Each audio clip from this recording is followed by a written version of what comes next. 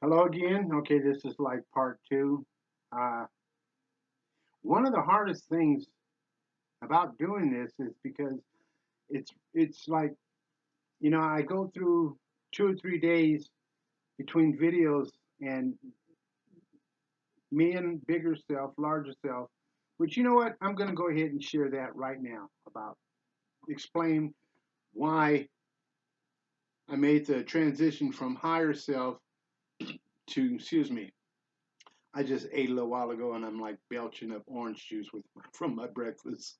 But anyway, excuse me for being so human. Uh, Here's the evolution and the reason why I made the transition from higher self label to the organic big me, little me, or larger self designation. And it has to do with what I was just talking about in the last video, at the end of the last video. So that's why, the data just came through. Big Self said, here, talk about this right now. So here I am. Because we have been culturalized, especially in this now time, in the last 5 to 10 years, especially with the advent of social media and the electronic technology has given everybody such a short attention span. Everybody is everything's electronic and blam, blam, blam, speed of light type of interactions. And so we have this short attention span. And we've been culturalized to, throughout culture, all the way back to the very foundational lie. It all stems back, like I said earlier. If you peel back the onion, the layer upon layer upon layer of anything, you can get down to the very foundational lie of our whole existence here in the 3D, and that's being separate from spirit. That foundational lie is the basis of everything that was built on in this particular subject, where we've been culturalized to through religion, basically through the religion, is that Jesus, Muhammad, Buddha, whomever is way over there and did all these extraordinary, miraculous things, and I'm just little old struggling human me. Life's a bitch and then you die. Even though all of them said, excuse me, specifically Jesus, greater things I do, you can do. But, we're not taught that. We're taught the dichotomy that they're way over here and we're way over there. He ascended and we're stuck here on earth.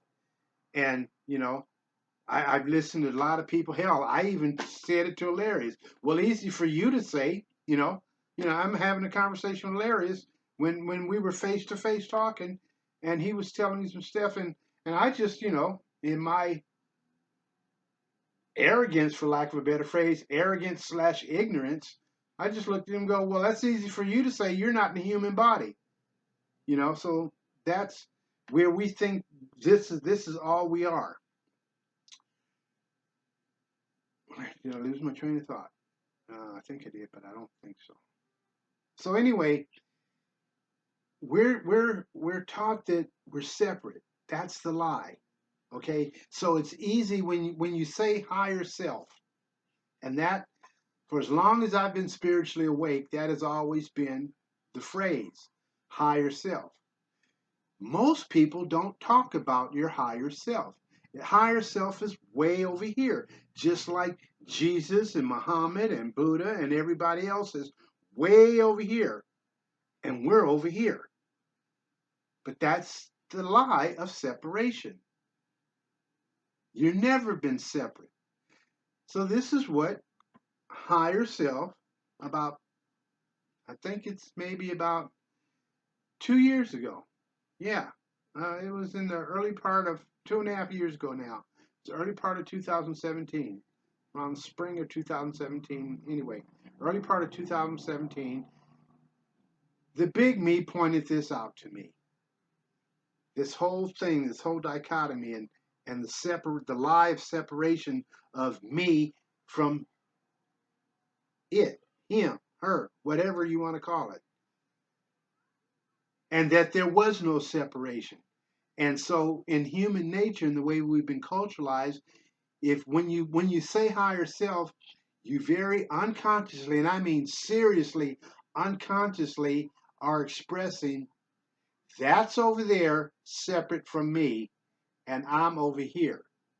I'm lower self, and that's higher self, and I can't reach higher self on my own. That's really being said on a very unconscious level. Every time we use that phrase, that's greater than me, even though it is, but that's unattainable for me. I'm separate from it. This is the lesson 2.5 years ago, after all of these years of, spiritually evolving and waking up and having used that terminology and that whole concept. It's because, and this is just an illustration that as long as I've been doing this, it's still an ongoing process, because this was just 2.5 years ago compared to 27 years of, quote, waking up.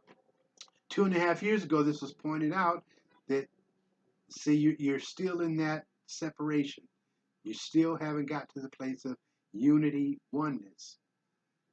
And so Big Self just told me to start referring to me as little me, and that me as big me, because we're still the same vast multidimensional self that we've always been, including this little aspect of me that's veiled. This little aspect of me has always, always, always been me. So big me was telling little me to refer to both of us as me, because it's less easier to separate myself from me than it is from something else. Because when you talk to somebody and you go, you know who you are, the little you. We're the ones running around in the mental body calling ourselves I, the ego. We know who we are. We've been running around for X amount of years calling ourselves this. And then we come across this concept of multidimensionality, and there's a larger self, there's a larger me, but it's way over there. It's like that's part of that 51% that you got it, that the little me, the ego's got to get to before it surrenders to the big me, even though it was always part of the big me, just in its veiled consciousness. And in that in that getting to the point of surrender, that's the removal of the veils, which organically the big me does, because the big me are the ones that put the veils on the little me. So again, don't mistake this as saying that you have to do X and X amount of stuff to get to a certain place in consciousness, because you can't. You're veiled. You can't see. You can't know what you don't know. And you didn't put the veils there, so you can't take them off. The big you put the veils there, and the big you, in divine timing, according to the divine plan, will take them off.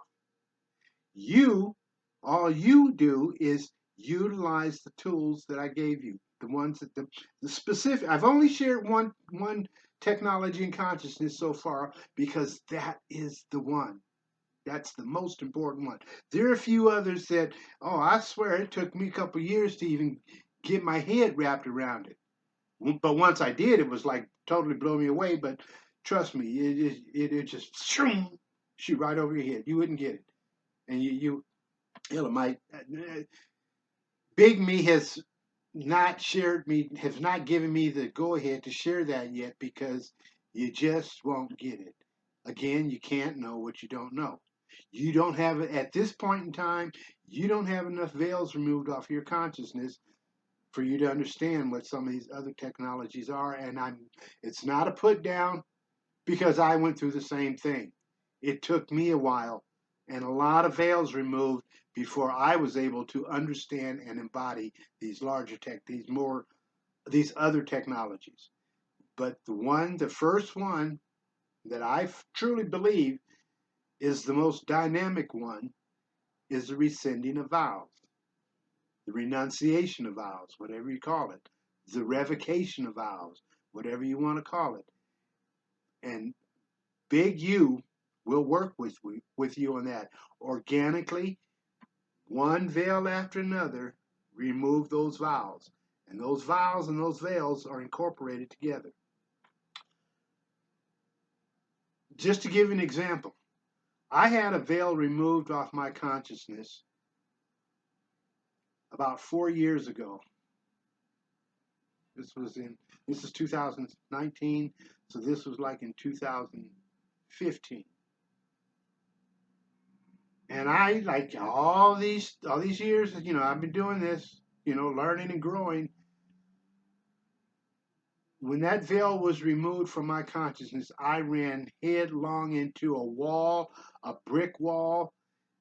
In my own consciousness, I was talking to a person on the phone while I was driving down the highway, and I hit that brick wall so hard I just was speechless. I couldn't utter another word. The person I was talking to, she asked me, "Are you still there? Are you still there?" And then I finally got my voice back, and I go, "Yeah," but I just hit a brick wall in my head. I said, I hit a brick wall in my consciousness so hard, I swear I must have a bruise on my forehead. I'll call you tomorrow, but I got to deal with this. Trust me, it's an ongoing process, and these veils and vows are extremely deep. Okay, extremely deep.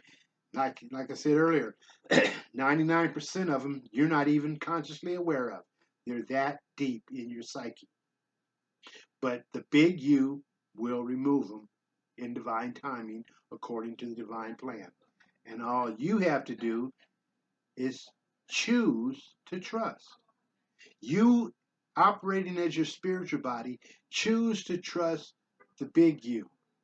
And then your ground crew, specifically the head of your ground crew, your mental body, is going to fight you tooth and nail, but you persevere and try to the best of your ability, regardless of what you see around you in the illusion of the 3D, trust your big self. And here, I just realized this the other day when this whole kind of talk was formulated in my head. One of the things that works best for me, and like I said, this has been, just within the last couple, 2 or 3 years. What works best for me is whenever I get in any kind of turmoil with my mental body, me the spiritual me, which is little me. Whenever I get into any kind of argument with my mental body, I just point out to it, how much control do you have over the physical body? And it shuts it up right there. That's why Big Me, a couple years ago, shared that model about how much control the mental body has, the I, the ego, has over just the physical body, which every single human being has in common. It has, like I said, liberally 10%. So I, the spiritual body, told my mental body, I choose to trust the big me as opposed to trusting the mental body. So whenever I get in an argument with my mental body, and I do all the time, because, granted, it years ago said, okay, we'll go with this and we'll try it, but it still fights. Okay, and it will continue. But I say, take your strength from the big U through your spiritual body, which is the true you, at least the true you here. Again, here's the away team, the ground crew, the mental, emotional, and physical body. And then there's the fourth part of your body, the spiritual body, the real you. And the real you is the one that has direct connection to the larger you. So try to, the best of your ability, always focus through your spiritual body. This thing is really, really hard because it's hard to talk about and convey because, again, I talked about earlier videos, the paradox. And hilarious. Life is exquisite in the paradox because in this duality, this illusion of the 3D is a duality. You got up, down, left, right, backwards, forwards, male, female. You know, it's yin yang. It's duality everywhere. It either is or it isn't, and everything's polarized. But the true nature of the universe is oneness, unity. Paradoxically, they're the same. They're both everything at one and duality. So life is exquisite in the center of the universe. Life is exquisite in the center of the paradox. The universe is paradoxical. When you can, even if you can get your head around that, or even if you can't, just hold on to that. Hold on to that real tight. Because the universe is truly one. I have an ongoing challenge, and I've had for as long as I can remember, at least in my spiritual awakening. My challenge is to anybody and everybody, show me something outside of all that is. Because that's the phrase I use for everything.